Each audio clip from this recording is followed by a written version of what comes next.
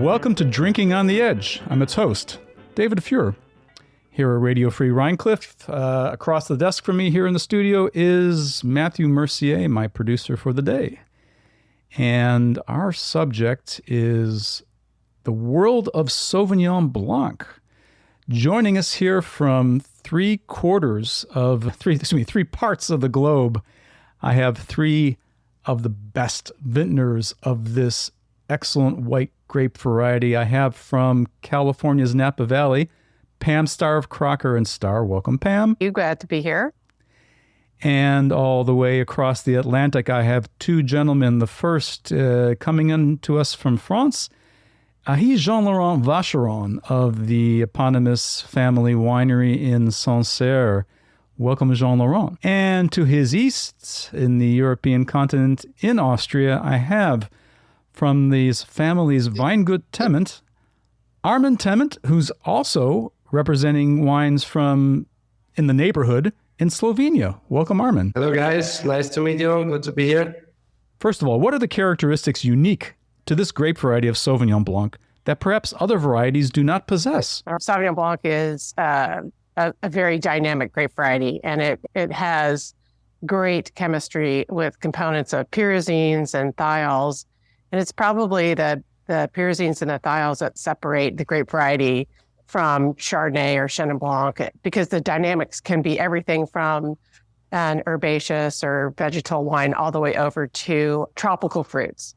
If I may add some few data, the Institute of Bordeaux, University of Bordeaux, find out that we can rank aromas in three type of air. So pyrazine, thiol, with sulfuric aromas, and terpenic. So we can get aromas from green, vegetable, woodbine, and aspergillus character. That's a pyrazine. And if we go to thiol, you are more on the white fruit, pears, peach, and aromas different. And when you are in terpenic, so aromas very, very ripe, you can go to a more muscat character. So the complexity of the Sauvignon Blanc is definitely high and depends of your the work you do in your vineyard, the forecast you get, and the complexity of the climate and geology. It's what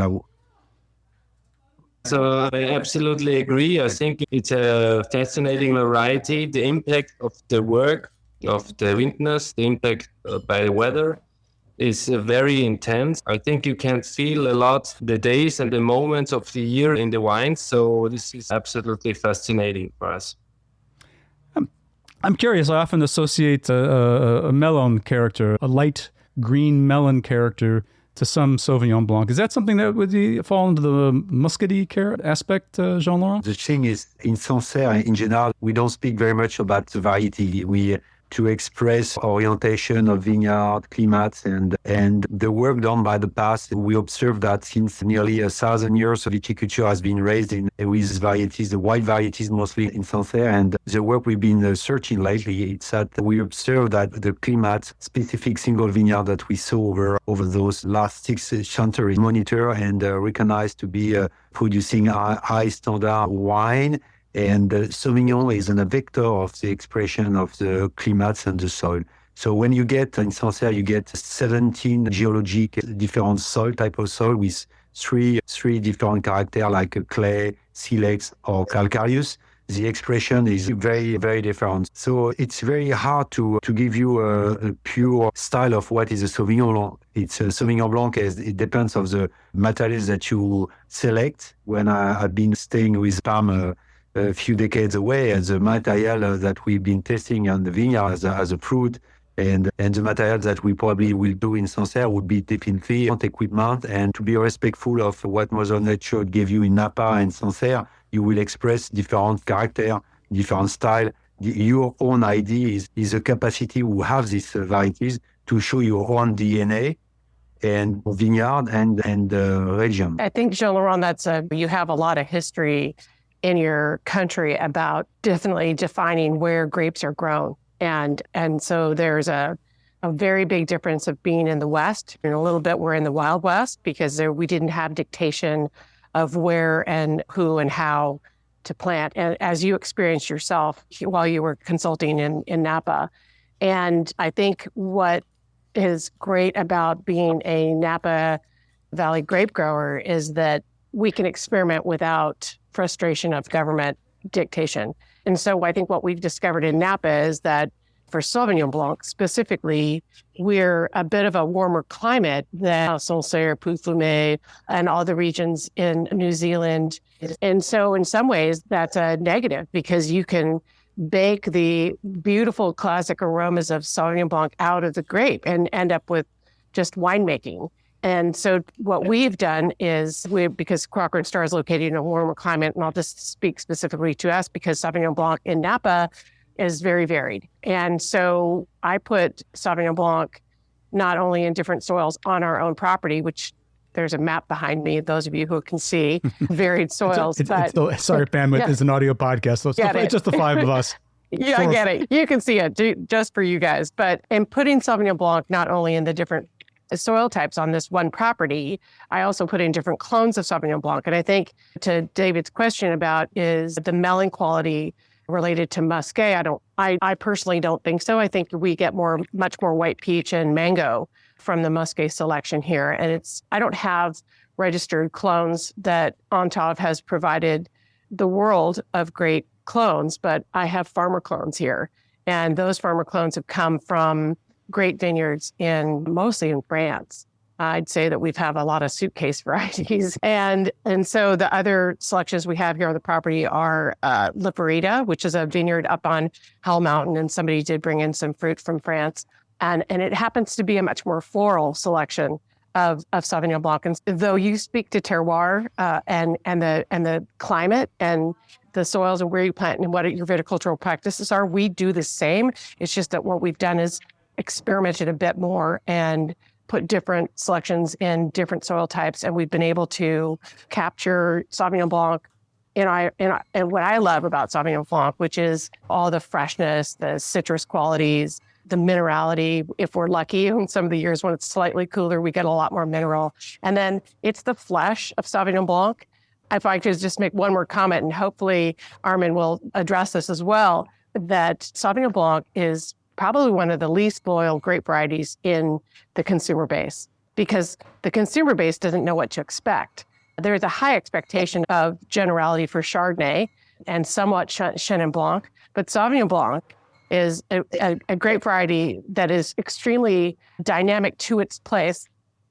And so I think that trying to create loyalty here in Napa Valley has been to put what I would call the guava, the mango, maybe on a more casual description, the margarita of Sauvignon Blanc in the bottle. Yes, Armin, I would reckon that your predecessors, both in the Tement family and before that in the Habsburgs, did some work in mapping out the site selection, what works best for Sauvignon there in Steiermark.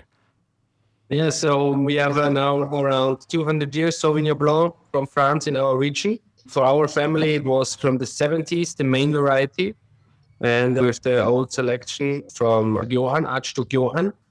But in Styria, in fact, it's just 5 years the main variety. So people don't believe in this grape because it is in our very cold region with this big humidity. The vegetation is very strong, the yields are very low, and the taste is intense.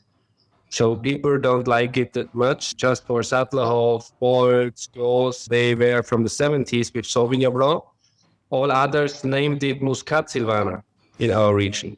They don't write Sauvignon Blanc on the label because they cannot sell it. Cat was easy. Silvaner was also a typical variety. They try to sell it like this. But in our case, we love to work with Sauvignon. It was fascinating, also the different faces. And I think sometimes maybe it's the best gift to have this variety. Sometimes I hate it because the Sauvignon was also the last 30 years, maybe more in the industrial winemaking. And so you have it in a very cheap way around the world. And sometimes it's difficult.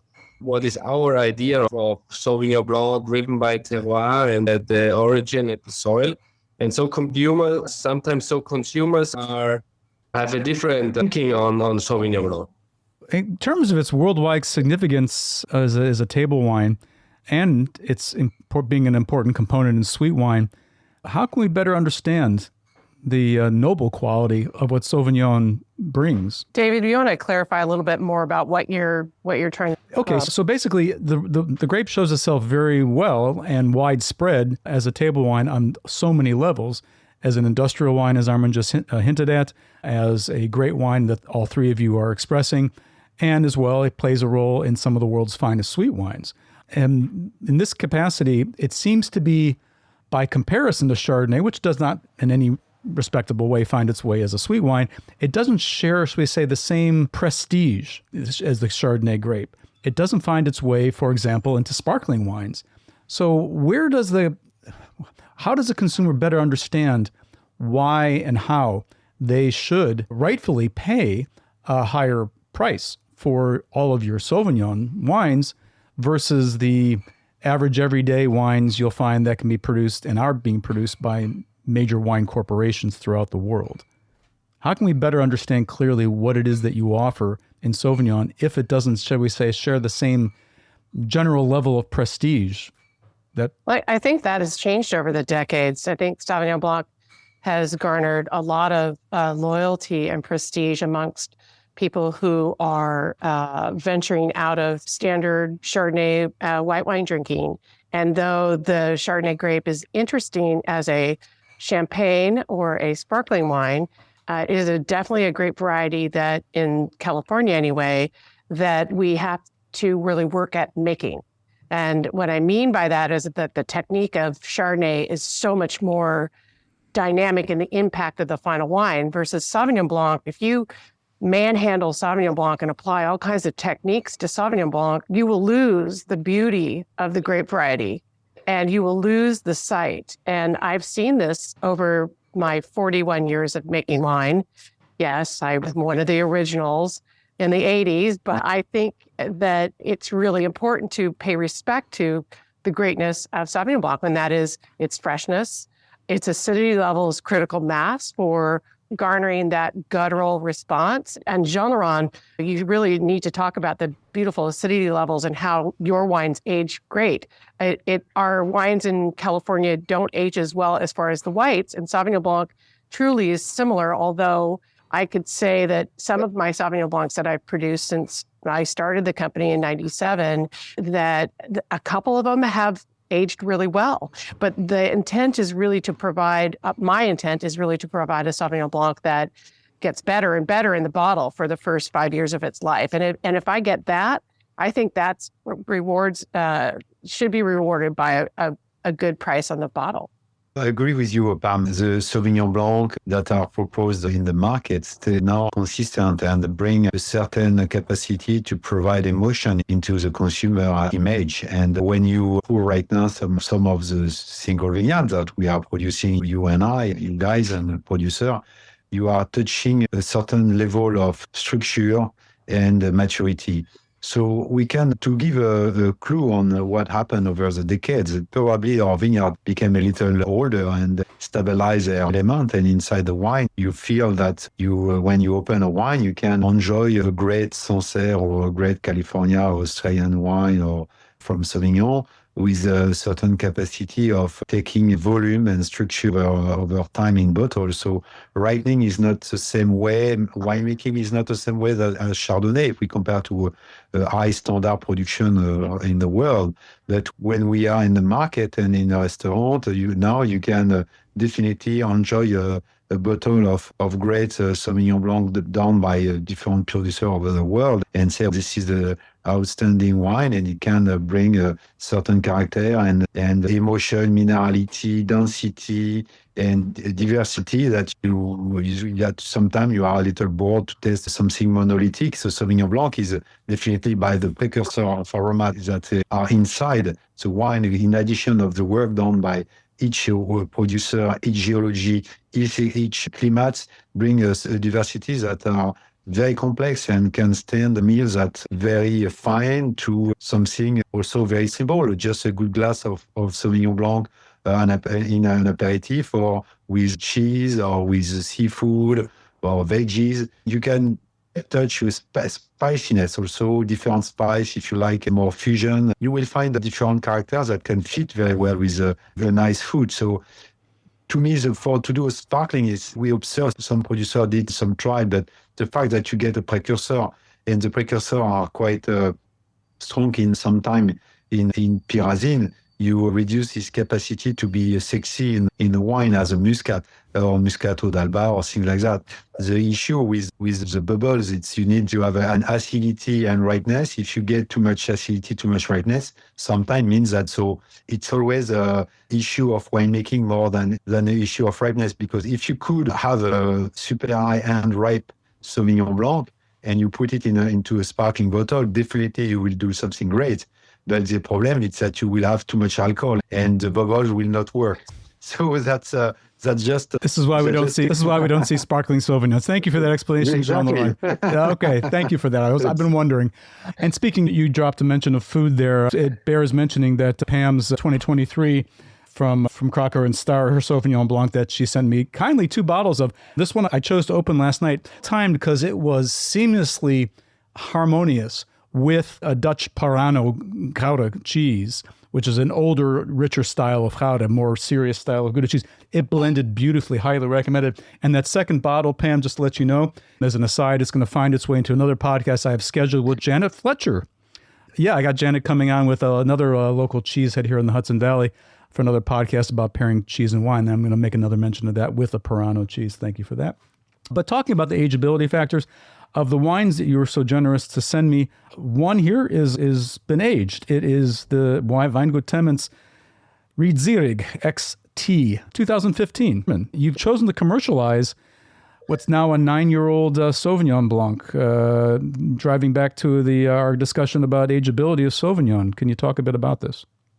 Yes, of course. We've seen over the last year, so the wines are getting older. The oldest vineyard are planted by my grandparents in the 50s. They are getting 70 years old right now. And also with the climate change, we have not just in our winery, we have 80% Sauvignon, but we have also Chardonnay, we have Welsh Riesling and so on. But with climate change, we see that Sauvignon Blanc is absolutely the best success in our region. So if you have frost, it's later in the bud burst. We are farming biodynamic. It's very strong against Pernod mildew and so on. And also the ripeness, with all other grapes, we are 1 month earlier than for 20 years. Sauvignon, we are still harvesting in the end of September to the middle of October. That's a very nice process. And we work with long skin contact and with structure. We try to have not too high yields. And the wines are in the use very driven by the tannins, by the texture. And we have seen over the last 20 years, if we mature it longer on the lees, it gets much more finesse, very typical for the vineyards. And so in vintage 15, we decide we keep this wine. In the beginning, we don't know how long, but now this wine was bottled this May, so it was close to 8.5 years on the lease. And for us now, it shows this purity and this elegance as its best. So it was a long way to this, because it was also not easy for us to take our best cru for this long time. So we go step by step. But now we are, in fact, on this level that we can do this. And yeah, we are very happy to offer a nice mature wine, which is a freshness, but also developed tannins and structure. Remarkably vital, complex wine. I hope it finds happy homes, and it really ought to here in the U.S. Commendable that your importer here is choosing to stock with this, the inventory this for you. This recording is occurring soon after you've all finished your 2024 harvest. So briefly, can you please tell us about its challenges, its successes for you? Since we just put the last tank in barrel on Monday, and today is a Wednesday, I feel like a long nap is deserved. We had one of the warmest growing seasons that I think anybody can remember. But what was significant about having a warmer growing season is that we also had higher humidity than we normally have. So it was really interesting to me doing crop estimates and having the weather change. We had warm weather, we had high humidity, and we had probably what was going to be an average crop yield. When the weather changed towards the end of the season, after the Sauvignon Blanc, we saw the weather dry out a little bit, so we lost some of the weight from our red grapes. But the Sauvignon Blanc came in just beautifully plump, juicy, thick-skinned. We didn't have to, here in Napa and specifically up in St. Helena, we have to play Russian roulette with the weather because we have 3 days of fog, say in the morning, and then we have 4 days of clear mornings. And that fog is critical mass for us to keep the moisture in the air so that the grapes stay plump. And when the weather doesn't do that, we watch pretty much several times a day that the grapes feel good intact. And so the impact of work, we made some fantastic wines this year. I'm super thrilled. We came in with great acidity, not as low a pH as sometimes I like. I like when our grapes come in at 3.35 pH, and that's not going to mean a lot to a lot of people. But to Armin and Jean Laurent, I just wanted to share that with you because you know your numbers. So our finished wine, so that we don't change any acidity. I'm a big fan of being a purist, and so there's no addition of acid adjustment, which is legal in our country and is not in other countries. And so we don't do that. We literally just press the grapes, make juice, and settle it for a short period of time and take all the really fine solids into the fermenter. And so this year, the fermentations of Sauvignon Blanc are just now starting to go dry after 60 days. And we started August 17th. And we did about 40 tons of Sauvignon Blanc, and that's a really big deal for us because we can only do 2 tons per press load. So I'm curious, 60 days fermentation, I presume you did not add any yeast. You're using the native yeasts. No, I am a huge advocate of adding yeast to Sauvignon Blanc here in Napa. I think if I lived in other parts of the world, I wouldn't do that. I think I would be very happy to ferment native Sauvignon Blanc, especially maybe in Sancerre and Pouilly-Fumé. But here, I really want to make sure that because our sugars tend to be a little bit higher. 24 was a challenging vintage, but he ended up with a nice acidity, good ripeness, and you have a more stylish Sancerre with expression of varieties like a vintage that I would think about this vintage, like 2008, but the acidity will be a little lower than 8. Yes, things are not dry yet, and to clearly see the wine to the bottle, it needs time, and let's say that has been very challenging, but with the forecast that with the moisture was there every day. Hope that next year will be more casual. Armin, if you can jump in there, if you could please, about your harvest. Yeah, so in our area was a bit different. We are normally one of the wettest wine regions in the world, and it was still very wet till the end of the flowering. But from July and August was very warm and dry. And so a lot of winemakers decide to harvest in the beginning of September. And for us, for the family, we were not happy at this moment with the quality. So we were waiting for the rain in the middle of September. And then there was 1 week rain and the temperatures going down, and then we harvested. In fact, I think it's a good vintage, clean, proper grapes, but maybe not the best vintage. So after 23, 22, where we have a big loss from hail and frost, we are happy with the quantity and the quality. So your work, as I mentioned at the introduction, straddles 2 nations, though your vineyards and wineries are only 30 minutes walk between them. What, if any, differences are there between your family name wines of Tement and the Syringa? Are there any differences that are easy to quantify? Yes, it was historic. So before the First World War, it was one wine region, and in the monarchy of the Habsburger, the Untersteiermark was the whole name of the region, was the biggest wine region in the monarchy. So after the World War, they did the border exactly in our area. And they asked the people, the growers, would you like to go to Yugoslavia or to Austria? And one say Yugoslavia and one say Austria. And then the border goes through the field. And sometimes if you're not lucky, you have a field more in the land inside, you lost it, for generations. So it's just some years, so 2 generations later, you get this back from the government. And in our case, our best single vineyard, the Zirek, is crossed by the border. And so the bigger part, in fact, is in Slovenia today. And we get the chance to get back in 2004. And so we have our best singing vineyard in Austria. It's called Styria with the Tement logo, with the green label with the T. Yep.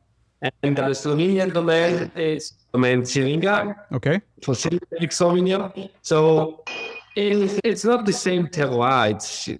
You have the limestone, the coralline limestone, the coral reef. It is just 500 meters. It's the same south side.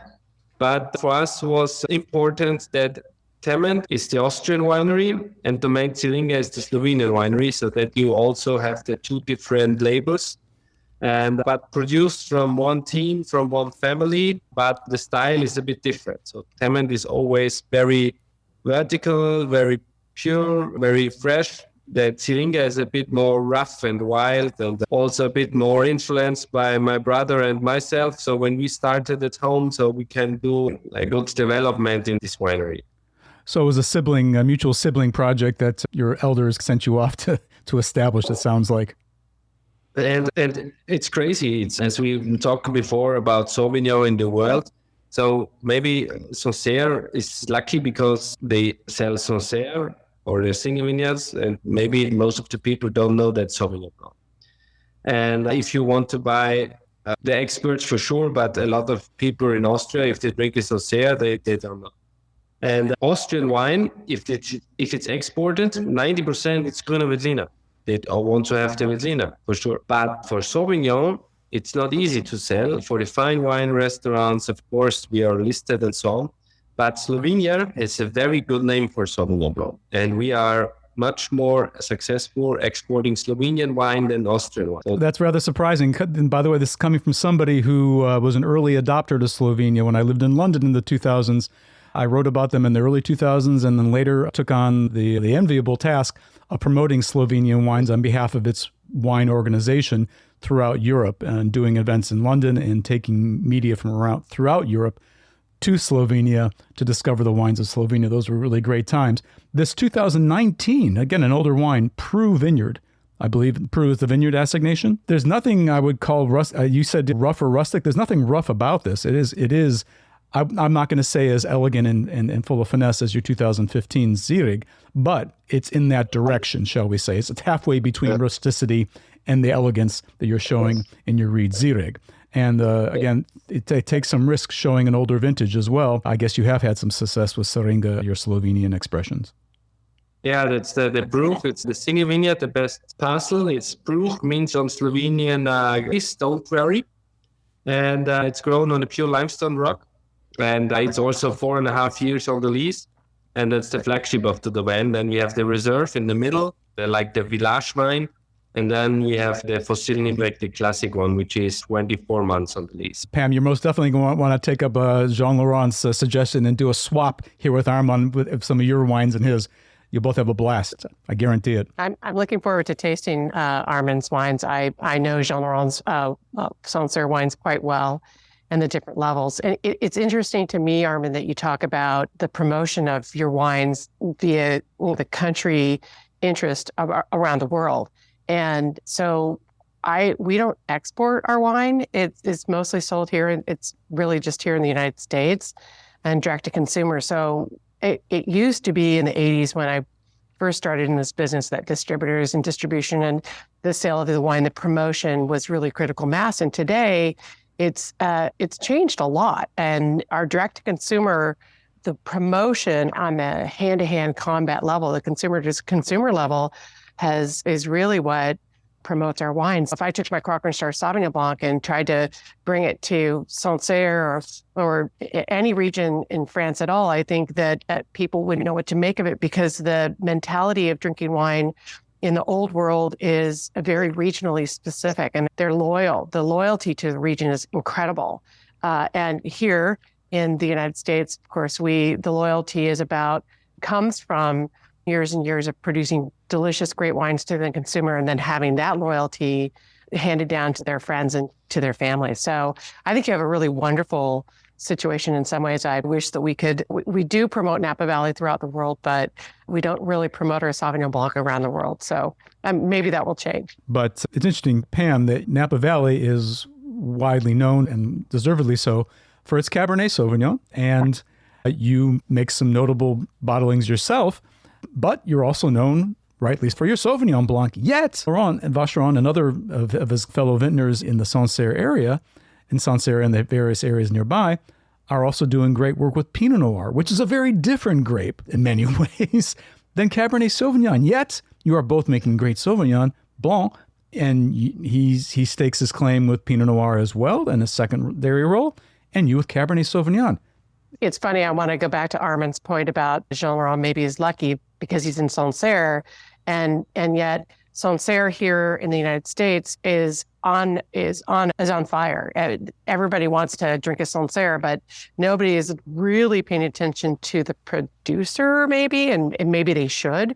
And so I think that Vacheron Wines has had many years of run, but right now I was in a market recently and they said anything Sancerre, we'll just take it. I was like, okay, maybe Napa Valley, some Sauvignon Blanc from the estate, maybe from some of the regions where Armand is from. I remember my time working at the floor as a sommelier and manager at some of the finer restaurants in London's Mayfair district back in the early 2000s, I believe it was. And we would make jokes amongst the staff which table was going to order Sancerre. And one time out of four, we would nail it. Okay, that table's getting it. Sancerre was like water, and people were never ordering by vintner. They're only ordering Sancerre. The brand name Sancerre was flying at that time in London.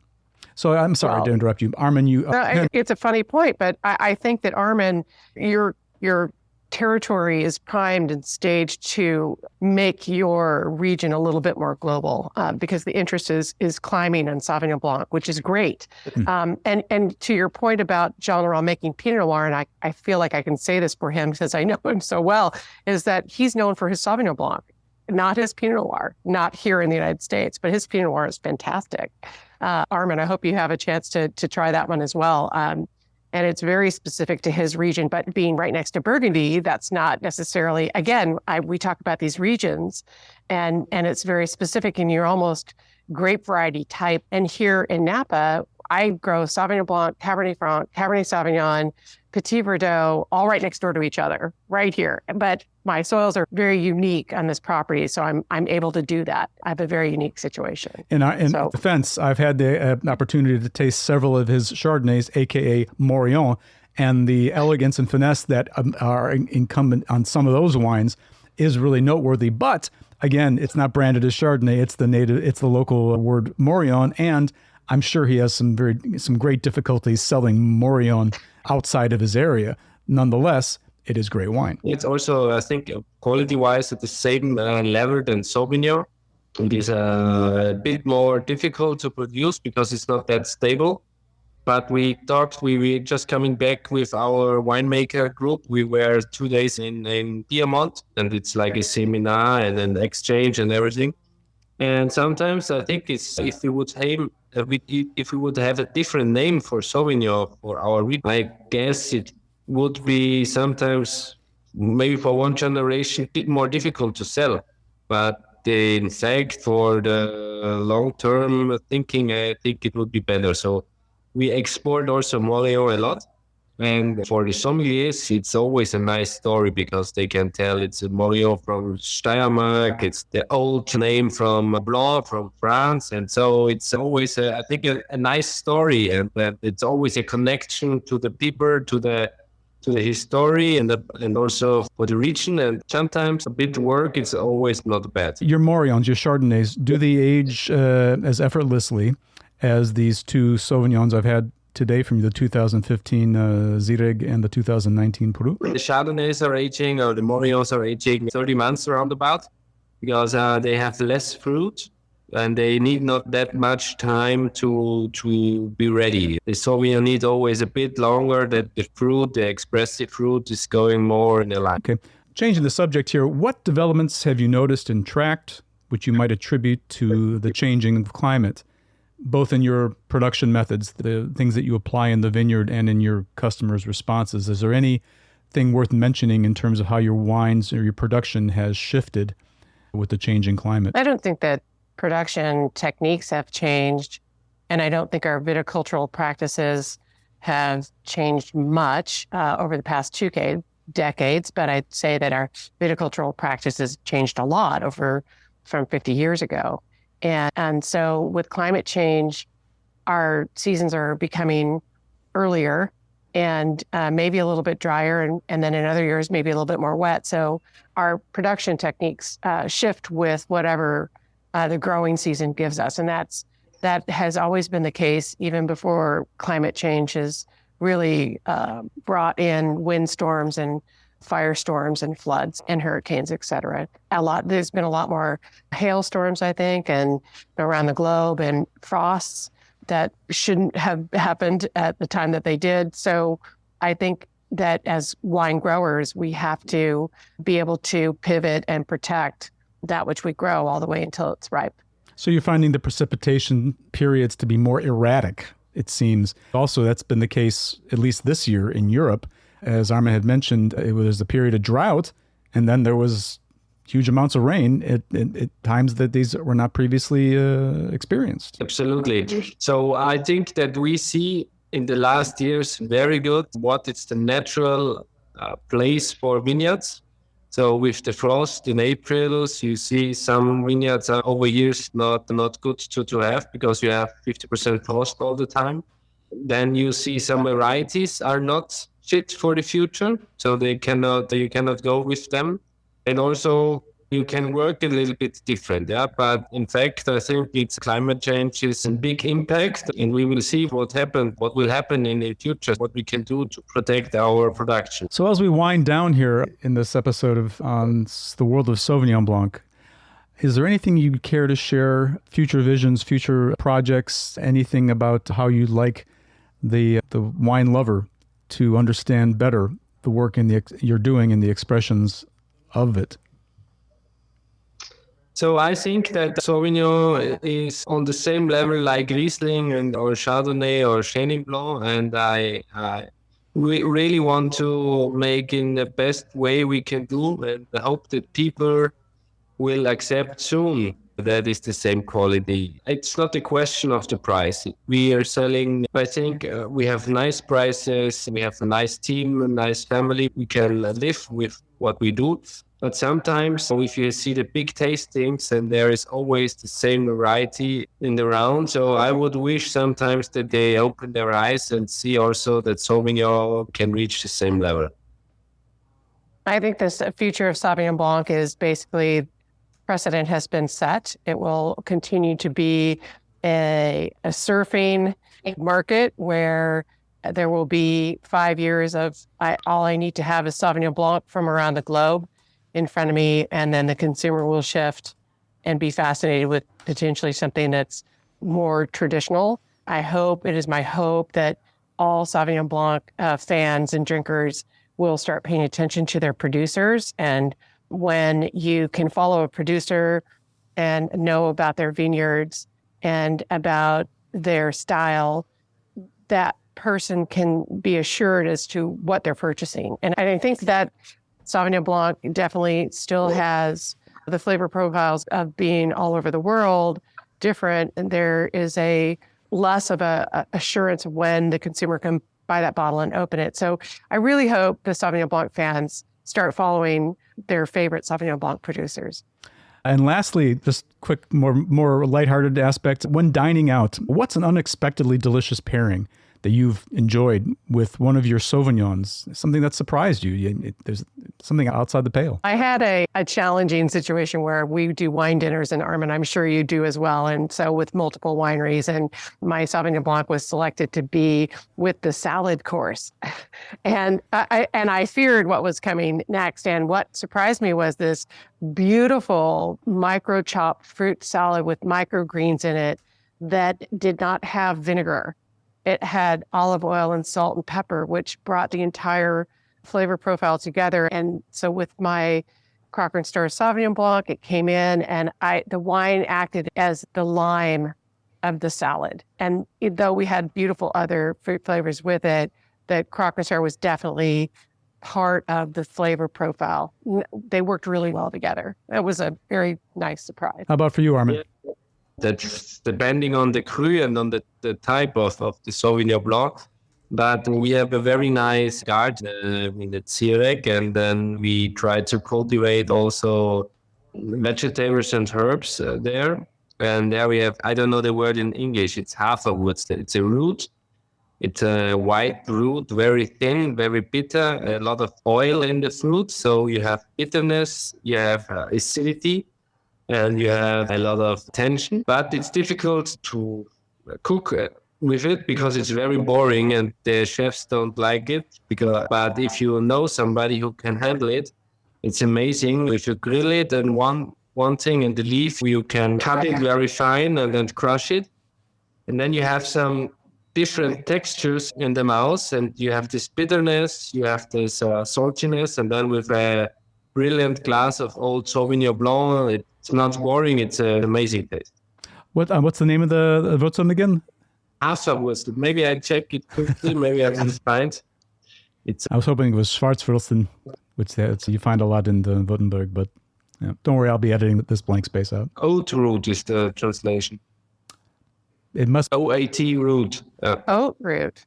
I can't recall having I don't think encountered we have. It sounds like a sunchoke when he was describing it. Yeah, sunchokes are very boring, and a lot of people will make them into sunchoke soup. And handled properly can be really a delicious soup. Handled improperly, it's like a bitter artichoke quality. Yeah, interesting. Thank you for sharing that, Armin. We'll have to come visit you in Steiermark to experience that, I suppose. The thing was that we want to plant some root vegetables in the terroir of the Cruz without any special soil preparations, and to see if the vegetables getting also this special type of the wood. And it was amazing that the fruits were so intense and so sharp, like the wines. It's amazing. Thank you both for joining us here, drinking on the edge in New York's Hudson Valley. From across the Atlantic, Pam Starr of Crocker and Starr and Armin Tement of Tement, and Styria wineries in Austria and Slovenia, and in spirit, Jean-Laurent Bacheron of Sancerre, France. Thank you. Thank you very much. Thank you. Thank you. Bye.